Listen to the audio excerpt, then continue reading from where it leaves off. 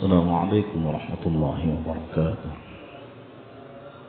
مثل إجابة القبول والوصول وتنسل كل ومأمول إلى حضرة النبي محمد صلى الله عليه وسلم وعلى آله وذريته أهل البيت أجمعين ولمؤلف هذا الكتاب بما أعطى الله سكن نفعنا الله بأسراره. الفاتحة. أعوذ بالله من الشيطان الرجيم. بسم الله الرحمن الرحيم.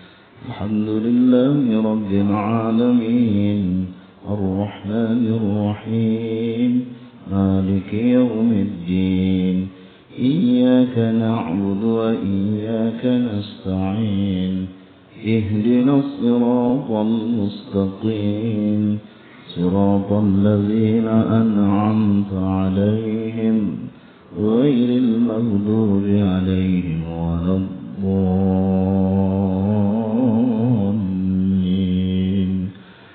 رب اغفر لي ولوالدي وللمؤمنين آمين.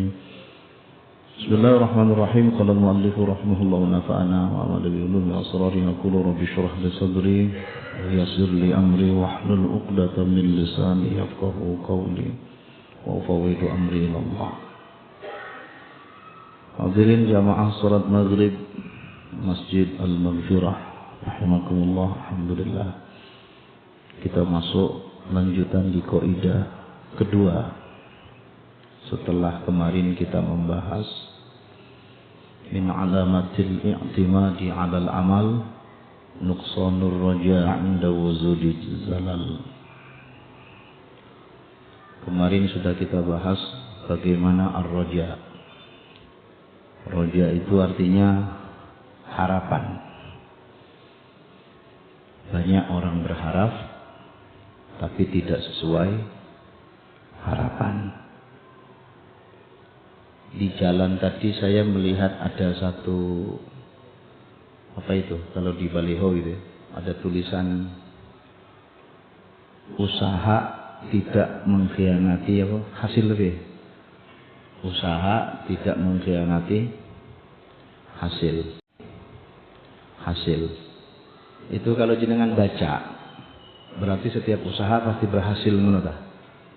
Ya. Padahal ndak ngono.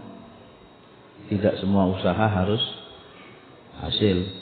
Kalau memang semua usaha harus berhasil, berarti ya kabeh wong ngaji mesti pintere, mesti isone. Ya. Kabeh wong nyambut gawe mesti sugih. Terus apa lagi? Kabeh wong sakit mesti warase. Kabeh wong melarat mesti sugih. Kabeh wong urip gak gelem mati iki ono. Jadi banyak kalimat berseliweran di sekitar kita itu yang kadang-kadang secara bahasa mungkin benar tapi maknanya itu agak sedikit bermasalah. Usaha tidak mengkhianati hasil. Berarti sapa sing usaha mesti padahal salah. Tugas kita itu berusaha. Hasil domainnya Allah. Dengan ngaji sudah berapa puluh tahun? Halo. Sampai ngaji kayak cilik toh? Wis iso? Oh, ngaji puluhan tahun gak iso. Karena memang gak wajib iso. Wajibnya ngaji, isone gak wajib. Lah nek ngaji wajib iso kan aku yo pensiun. Iya toh? Jadi tugas kita itu berusaha. Hasil itu bukan domain kita. Jadi jangan pernah kau hubung-hubungkan usahamu dengan hasil. Tidak ada hubungannya. Nanti ada kita lihat di kaidah selanjutnya. Seringkali manusia itu mendikte Allah. Kalau sampai ini seringkali mendikte Allah. Makanya jangan salah niat. Itu kenapa di kaidah pertama kemarin salah satu tanda bahwa orang terlalu mengandalkan dirinya itu muncul kekecewaan di saat gagal. Anda kalau gagal kecewa benda? Kecewa karena Anda terlalu pede. Anda tidak membersamainya dengan Allah.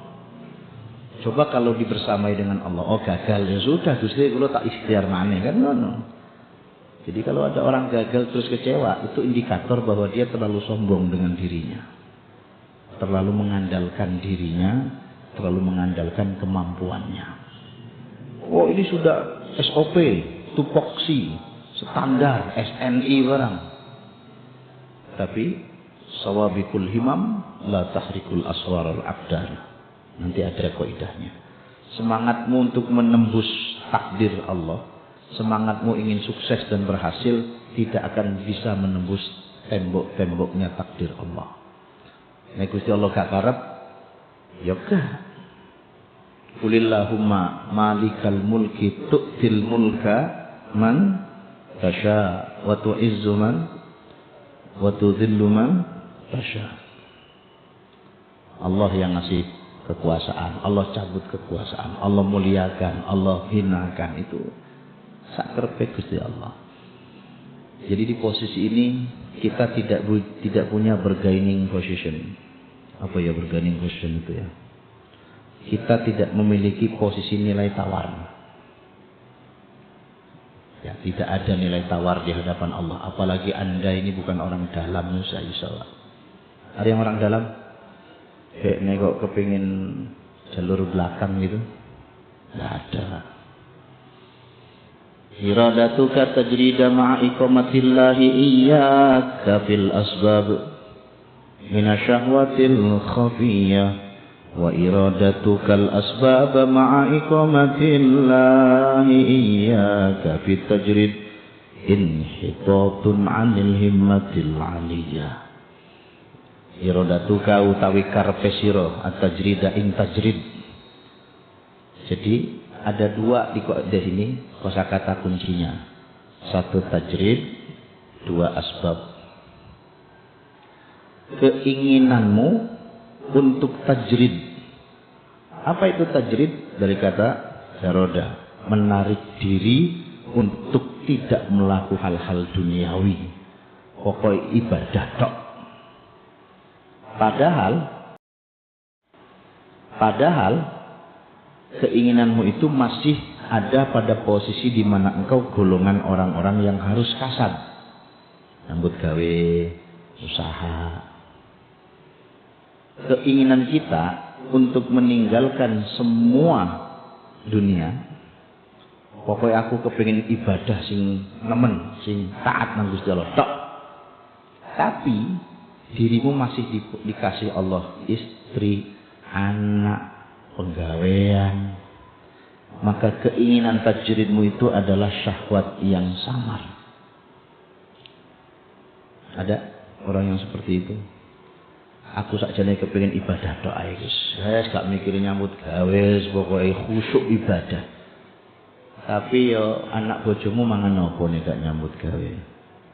Terus wong tuamu ya urung dikirimi, karyawanmu, pembantumu. Jadi tajrid itu posisi di mana kita ingin menarik diri dari kesibukan duniawi hanya untuk taat kepada Allah. Tapi posisi kita ingin tajrid seperti itu, kehidupan kita belum mendukung karena kita masih punya anak kecil yang harus sekolah, butuh biaya, ya, butuh segala sesuatu kebutuhan. Maka keinginan menarik diri, ya, keinginan menarik diri untuk beribadah kepada Allah saja dengan meninggalkan kesibukan dunia itu syahwat, bukan zuhud. Berapa banyak orang bersembunyi di balik ini, di balik kata zuhud, padahal hanya ingin mencari zona nyaman dan pembenaran. Coba jangan cek orang-orang di sekitar Anda itu. Ada tipikal orang yang gaya hidupnya itu cuek, santai. Anaknya wakeh, bojone wakeh. Terus gak nyambut gawe. Bendina itu nongkrong ae, mancing ae. Ada? Terus ditakoki, "Ya apa anake sampean sekolahe? Biayae?" Terus gampang, pokoke aku iki sembahyang salat kula ya teko-teko dhewe. Ada yang gitu? Apa pelaku semua? Ada tipikal orang yang sebenarnya dia masih dituntut untuk berikhtiar, dituntut untuk bekerja, tapi dia memilih tajrid, memilih menarik diri. Itu bukanlah kesungguhan, itu syahwat. Sementara wa iradatukal asbab ma'iqamati iyyaka fit tajrid inhitatun anil himmatil aliyah. Sementara satu sisi keinginan kita untuk bekerja, berusaha, nyambut gawe, ya. Padahal Allah sudah menempatkan dirimu pada golongan orang yang harus tajrid, lepas untuk berusaha, itu pun turun grade, ya, turun grade. Jadi satu sisi orang ini ingin meninggalkan semua hiruk pikuk dunia hanya untuk ibadah, tapi kondisi dia masih dituntut Allah untuk bekerja dan mencari ma'isyah. Satu lagi, ada orang yang ma'isyahnya sudah terpenuhi oleh Allah, diberikan fasilitas oleh Allah, tapi ya, dia tidak pernah ingin untuk tajrid, tidak pernah ingin melepaskan diri dari itu. Terus aja. Jadi tidak ada yang benar ini sebenarnya, dan kita diposisikan ambigu. Lalu terus gimana menyikapi kaidah seperti ini? Maka setiap kita melakukan segala sesuatu, ingatlah kita ini di posisi dan porsi apa. Contoh, jenengan sekarang sebagai seorang ayah dan suami, anak banyak, butuh sekolah, biaya dan seterusnya. Keluarga juga butuh yang namanya ma'isyah, sumber kehidupan. Satu sisi dirimu ingin juga taat ibadah, khusyuk ibadah tanpa disibukkan kerjaan dan aktivitas. Maka titik temunya adalah bahwa antara tajrid dan kasab, kita tetap berusaha tapi tidak keduniaan. Kita tetap berikhtiar tapi tidak hubud dunia.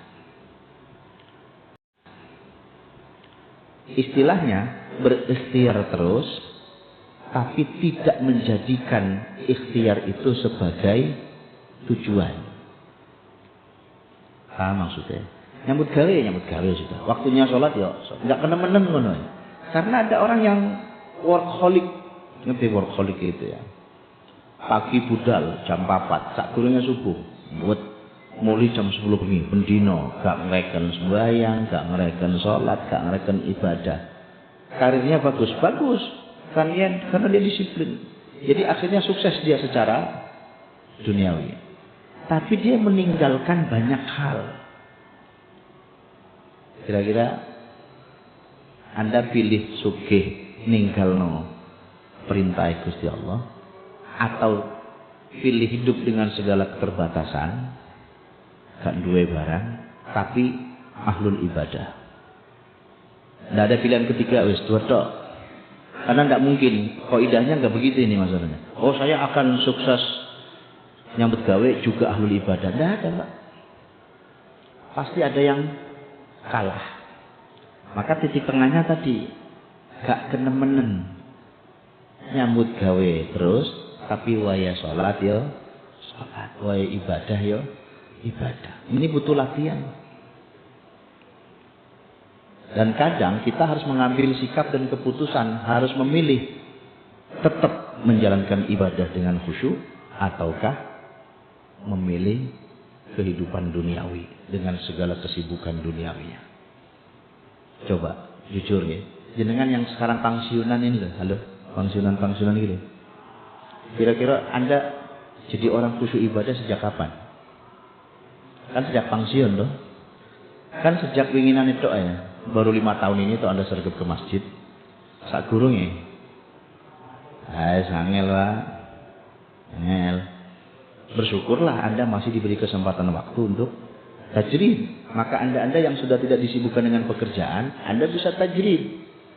Atau sebaliknya Anda yang sekarang masih menjadi pegawai, masih menjadi orang yang bekerja keras untuk keluarga dan rumah tangga, Anda mungkin akan memilih, saya akan tetap pilih kasab, saya akan terus usaha kerja.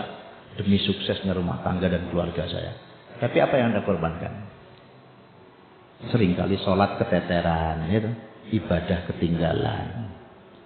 Zuhur keturun, asar kebengen, isya subuh kawanan. Terus jadi tajrid dan kasab ini nggak ketemu, Pak. Maka sebelum masuk ke level ini, Anda harus punya konsep bismillah ya Allah, kula medal nyambut gawe, tepak panggilan panjenengan nggih kula leren. Tapi di saat Anda ikut orang, dia juga tidak semudah itu nyambut gawe terus ngatur jadwal ibadah, ya toh? Ada pekerjaan-pekerjaan yang tidak membolehkan Anda seenaknya ngatur sholat? Ada, malah angel ibadah gue. Makanya konsep tasawuf itu mengadilkan rasa. Ilmu tasawuf itu mengadilkan rasa bahwa kita boleh mengambil jatah dunia dengan bekerja dan berusaha, tapi jangan lupa ada destinasi akhir yang namanya akhirat yang harus juga kita prioritaskan. Antara butuh dengan ingin, kira-kira dalam hidup kita lebih berat mana? Anda lebih memprioritaskan keinginan apa kebutuhan? Allah modelmu. Kita tuh sering terjebak pada keinginan, Pak. Ya, sementara butuh kadang-kadang lewat. Oleh karena itu, orang beriman harus berusaha menyempurnakan imannya dengan berpikir, beribadah, menjalankan fungsi hamba sesuai dengan tuntutan Allah. Tetapi setelah ada semangat ibadah, ya, kadang ada yang berpendapat bahwa satu hal merepotkan kita, mengganggu kita dalam ibadah, yaitu apa? Bekerja. Terus keinginan lepas dari usaha dan nyambut gawe sakjane, ya. Gawe sakjane, ya. Wis aku gak nyambut gawe, ibadah tok. Itu nafsu. Dan sebaliknya, ya, keinginan terus nyambut gawe, sukses dunia, tapi meninggalkan ibadah, itu downgrade namanya, turun kualitas. Ya, makanya kewajiban setiap hamba, ya, kita harus selalu menjadikan dua komponen tajrid wal kasab ini di posisi yang adil. Tetap bekerja, namun tidak mengorbankan orientasi akhirat. Bisa nggak kita mengadilkan dunia dan akhirat? Jenengan bisa nggak memaknai fid dunia hasanah wa fil akhirati hasanah? Apa bisa dunia dan akhirat diadilkan sama gitu? Bisa? Nggak bisa lah. Loh, saya kan doanya sama, Rabbana atina fid dunya wa fil akhirati hasanah. Apakah dunia hasanah, akhirat hasanah itu artinya seimbang? Enggak. Rabbana atina fid dunya hasanah ay fi hasanatiha, ya. Wa fil akhirati hasanah ay fi sayyi'aha. Itu tetap maknanya walal akhiratu khairu wa abqa. Wal akhiratu khairu wa abqa. Walal akhiratu khairul laka minal ula. Tidak bisa, Pak. Anda tidak bisa menjadikan setara dunia sama akhirat. Karena akhirat selalu jauh lebih utama. Akhirat jauh lebih kekal. Nah tadi, ya, mengadilkannya gimana? Jadikan duniamu sebagai jalan, akhirat sebagai tujuan. Dunia sebagai jalan, akhirat sebagai tujuan. Maka gunakan jalan dengan bijak. Tapi jangan lupa destinasi akhir kita adalah akhirat. Banyak orang bertujuan akhirat pakai jalan dunia, malah kesenangan dok dunia. Lali, Pak. Akhirnya gak tekan-tekan. Jadi kan tahu nggak kalau masuk tol itu ada rest area? Tahu artinya apa rest area? Kan cuma istirahat toh. Ini enggak, di rest area berhari-hari. Nginep barang. Jenenge rest area itu minangkaning sangkaning paraning dumadi tiyang Jawa, urip niku minangkaning mampir ngombe. Hidup itu cuma mampir minum. Lah jenenge mampir kan ya gak suwe. Diluk ae. Ayo coba. Jenengan sekarang usia udah berapa?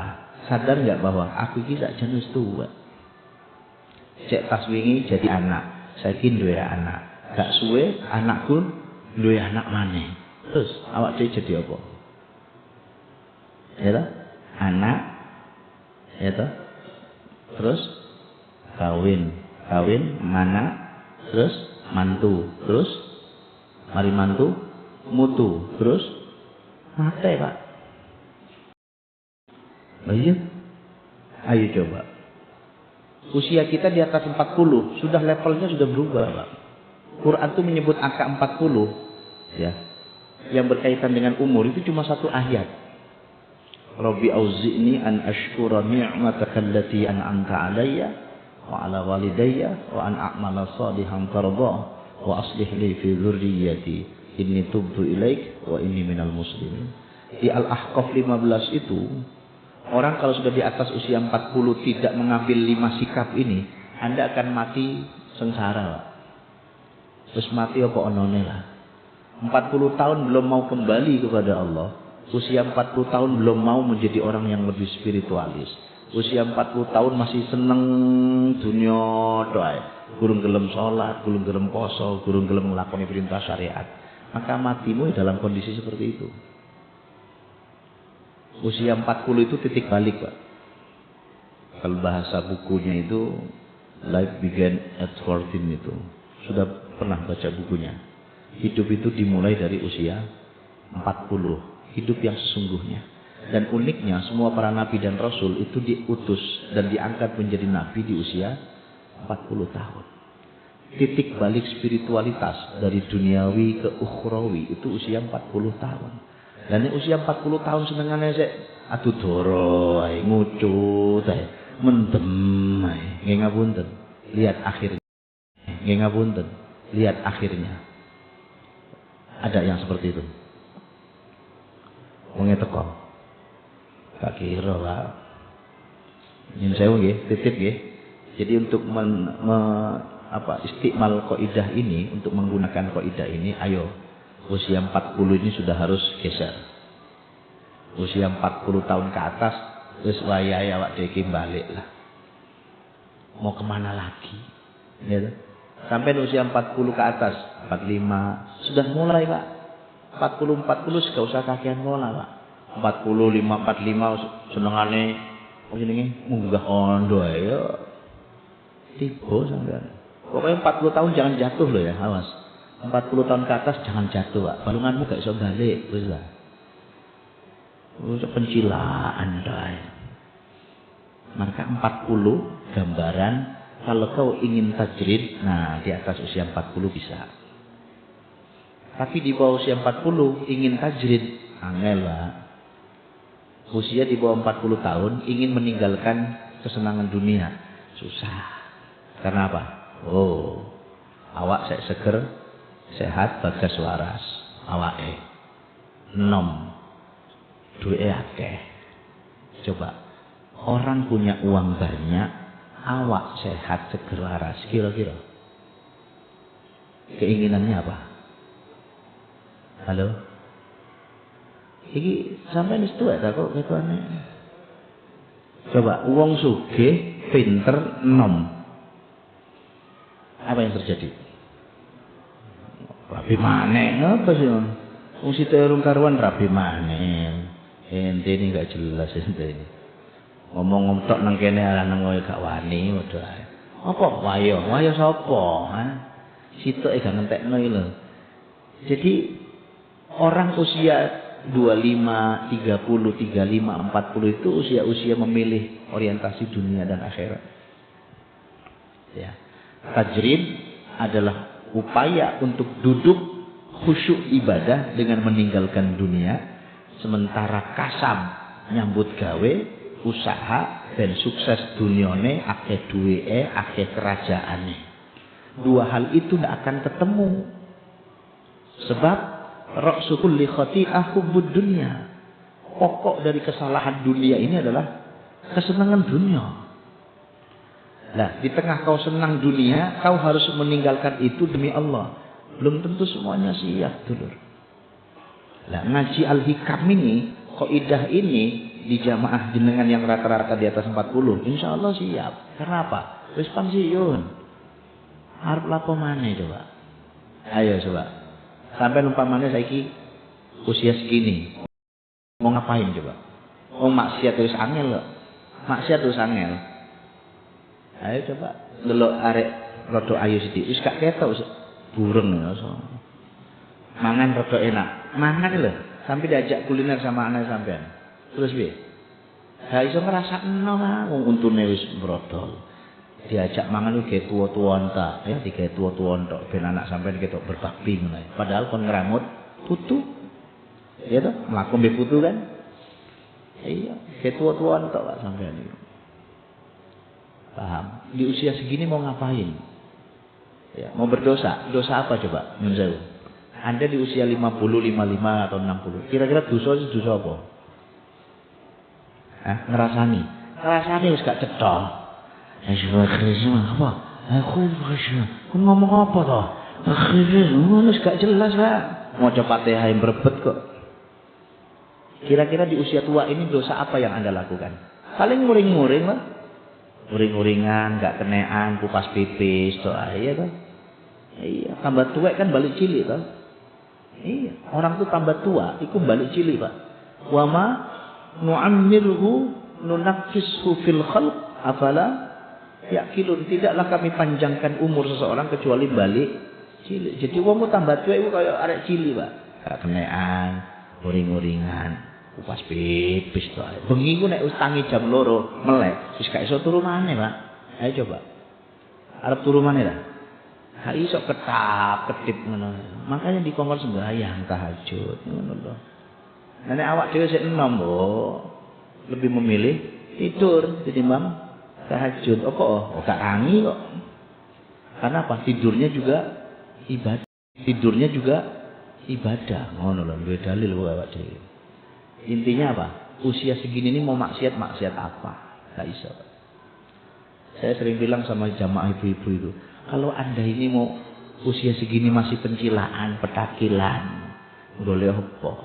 Wong tukaran be wong lo gak iso ya. Ayo coba, sampai tukaran be tonggo, terus pelayan-pelayan. Kon ngomong apa kon? Ayo coba, kuat ya, lari-lari. Gak kuat lah, menggas-menggos akhirnya. Matine kekeselen. Melok senam, ada senam Agustusan barang. Ada yang masih ikut senam? Oh rutin ya, luar biasa. Terus posisi Anda di depan apa di belakang? Ngarep dhewe, embut. Terus nang dhuwure instruktur. Lanang ta wedok? Angel. Jadi enggak senam sampean gambar ngene, miring ngene.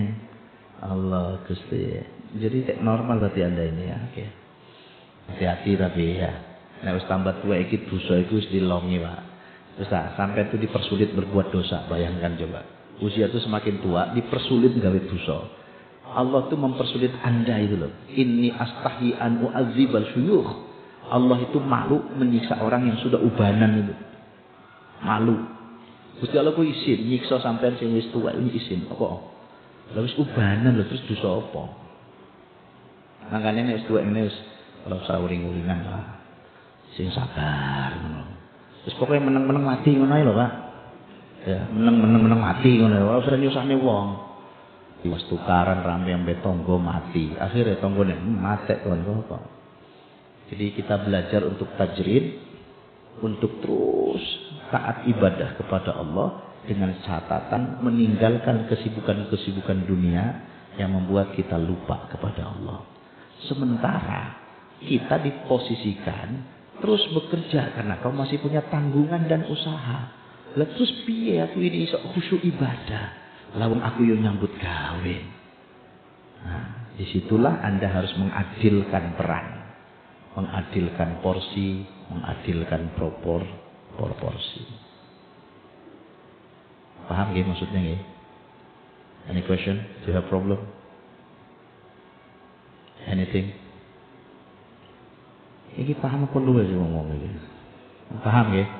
Ya wes, awas kalau ditakok gak iso. Nanti ada ujiannya loh ini.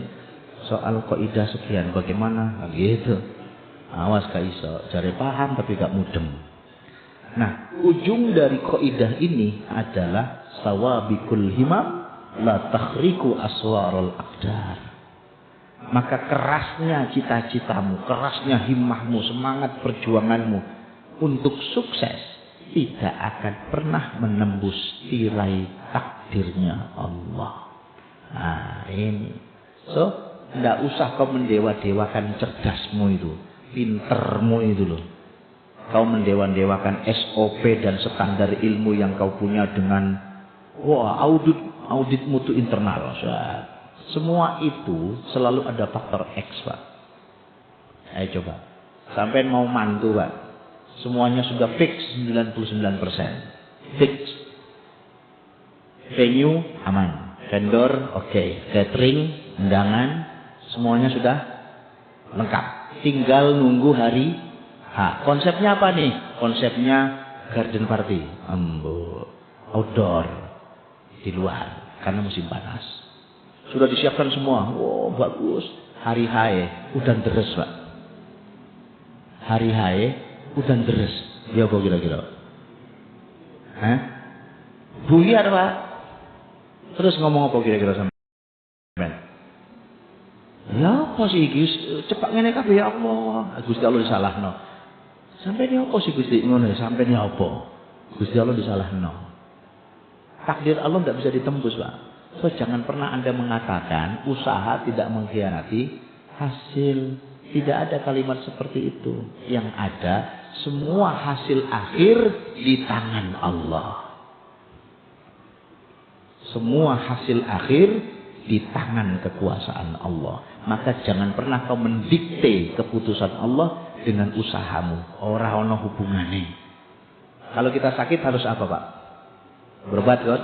Ke dokter. Kudu sembuh. Ya enggak lah. Karena tugas kita memang berobat. Kita memang berobat. Sembuh atau mati, Allah urusannya. Terus Anda mau protes.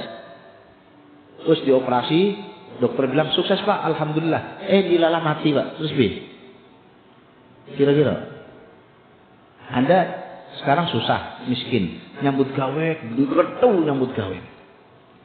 Terus kudu sukses lah. Kudu berhasil jadi orang kaya. Enggak, Pak.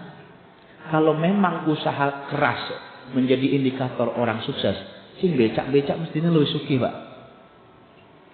Gitu. Nyambut gawe seworo, sing kuli-kuli itu loh, sipil bangunan dari pagi sampai sore belani lembur bangun ngelepo. Mestinya mereka lebih kaya kalau ukuran kerja keras menjadi ukuran keberhasilan. Buktinya nih boten. Atau kalau kecerdasan ini menjadi ukuran orang paling kaya, paling sukses. Lah guru besar mestinya paling kaya. Buktinya ya gawe wong sing SD gak saiki sugih syarat-syarat. Halo. Sampai sing gak sekolah loh saiki luwih sugih tinimbang sing sekolah. Iya tak? Apakah kemudian kecerdasan itu ada di kampus-kampus? Enggak. Kira-kira ini kata-kata siapa? Kuliah tidak mencerdaskan. Kampus tidak mencerdaskan. Ya apa kira-kira? Nyambung gak lagi aku ngomong? Gak nyambung ya? Oke, berarti gak mengikuti berita. Lomon-lomon tok isane lomon-lomon iki. Ya. Sawabikul himam la takhriku aswarul aqdar. Kerasnya kerja keras kita, upaya nyambut gawe perjuangan tidak bisa mendikte takdir Allah. Kalau Allah menghendaki jadi, walaupun kita tidak menghendaki. Coba rezeki, hidup, mati, jodoh, itu takdirnya sudah ada, Pak. Takdir itu ada mubrom, ada mu'allak. Mubrom itu azali, mu'allak itu tergantung upaya. Takdir itu ada dua, ada mubrom, ada mu'allak. Yang mubrom nggak bisa kita tembus, Pak. Yang mu'allak kita upayakan karena masih bisa berubah sesuai Mungkin itu yang dimaksud. Tapi itu pun tidak mendikte Allah. Jadi kalau jenengan sekarang umpamanya sakit, terus tidak berobat, itu berdosa. Karena apa? Anda melewati ikhtiar. Dosanya itu karena tidak mau ikhtiar. Kan ada tipikal orang yang begini. Hah, sakit ah, berobat yuk. Nggak usah. Kok lak waras-waras dewe. Ada yang gitu.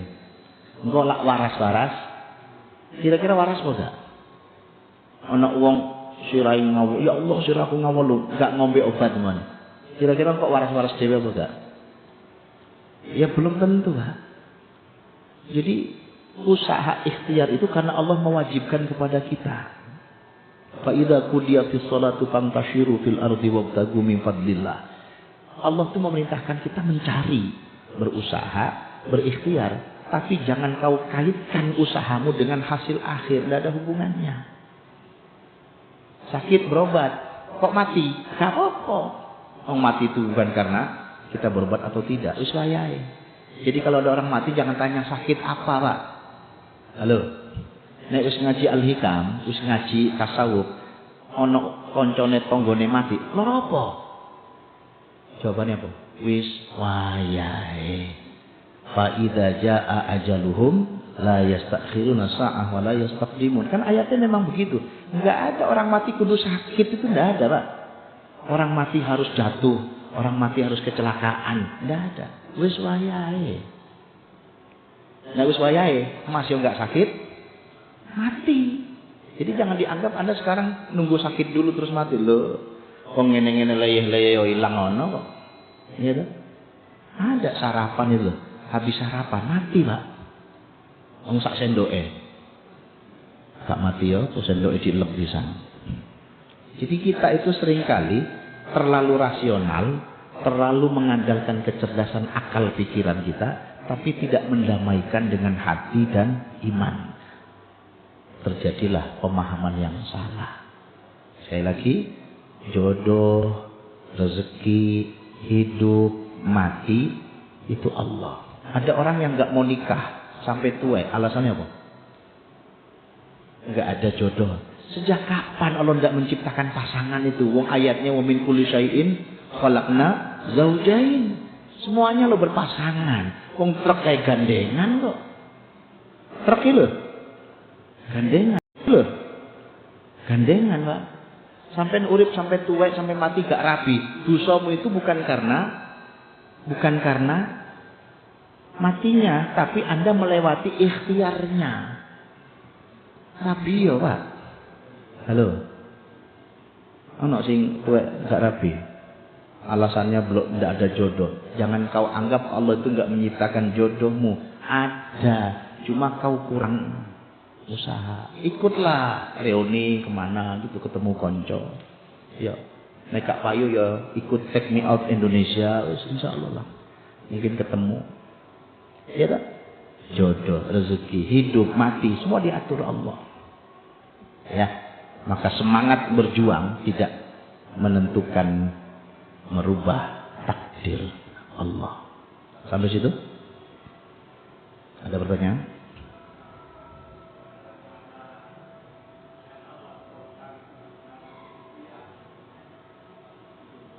Ya, itu tadi. Sukses, berhasil setelah usaha.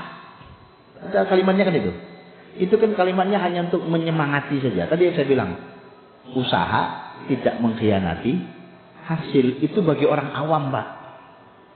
Bagi orang awam. Bagi Anda, tidak pantas. Bagi Anda itu sudah tugasku nyambut gawe, mau hasil, mau gagal, Allah. Tugasku berobat, mau sembuh, mau mati, Allah. Gitu. Lah seringkali kita itu kalau bikin rencana planning itu hasilnya, Pak. Semuanya sudah diatur, oke lengkap, besok harus sukses. Harus sukses itu dari mana rumusnya? Tidak ada. Allah tuh punya cara untuk menggagalkan itu semua. Ayo coba. Anda sudah punya semuanya. Tadi tuh seperti punya rencana mantu. Semuanya lengkap. Tinggal hari H. Mantu mau perjalanan. Kecelakaan. Mati, Pak. Terus biar. Ada yang begitu kan?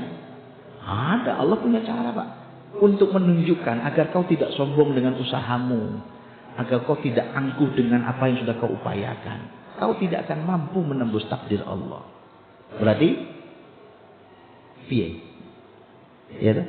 Sudahlah, fatawakkal 'ala Allah. Innallaha yuhibbul mutawakkilin. Tawakal kepada Allah saja. Oke, lagi? Aman? Yes. Joke-ake Pak, kok sampean enggak mudeng lho Pak. Kok tambah suwe cuma 20% yang bisa sampean serap gitu. Ngaji apa? Embuh pokoknya tawakal ngono ae. Kon jelasno maneh lek bingung ae coba. Gantian aku lungguh kono sampeyan jelasno sing tak jelasno mau. Tak tolak oleh. Sing penting apa yang kita bahas malam ini adalah satu, penyemangat dan meyakinkan diri kita bahwa tidak ada satupun yang bisa mendikte Allah. Tidak ada satupun yang boleh mendikte keputusan dan azali hukum Allah. Apa yang berlaku di Allah, maka fi'lu mumkinin aw tarkuhu. Dalam kaidah ya usul ilmu tauhid, Anda sudah tahu sifat jaiz Allah adalah fi'lu mumkinin aw tarkuhu. Allah punya hak prerogatif. Allah punya hak prerogatif. Mau dipakai atau tidak terserah Allah. Maka tugas kita menyelaraskan dengan semua takdir terbaik dari Allah. Setiap kita menerima takdir Allah, insyaallah syarrihi wa khairihi minallahi ta'ala. Semua akan baik-baik saja. Al-Fatihah. A'udzubillahi minasyaitonir rajim. Bismillahirrahmanirrahim. Iyyaka na'budu wa iyyaka nasta'in. Shallallāhu wa sallim wa barik ala habibina al-karim walhamdulillahi rabbil alamin. Allahumma anfa'na bima 'allamtana wa 'allimna ma yanfa'una wa zidna 'ilma. Subhanaka la 'ilma lana illa ma 'allamtana innaka antal 'alimul hakim. Allahumma ij'al auladana wa ahlana mutalabatina wa jam'iyyatina min jam'iyyah Masjid Al-Maghfirah min ahli al-'ilmi wa ahli al-Qur'an wal syukri wal ibadah wal istiqamah fit ta'ah wal bariyah bi rahmatika ya arhamar rahimin. Rabbana atina fid dunya hasanatan wa fil akhirati hasanatan wa qina adzabannar. Sallallahu ala nabi Muhammadin nabil ummi wa ala alihi wasallam. Walhamdulillahi rabbil alamin. Subhanakallahumma wa bihamdika asyhadu an la ilaha illa anta astaghfiruka wa atubu ilaik. Assalamualaikum warahmatullahi wabarakatuh.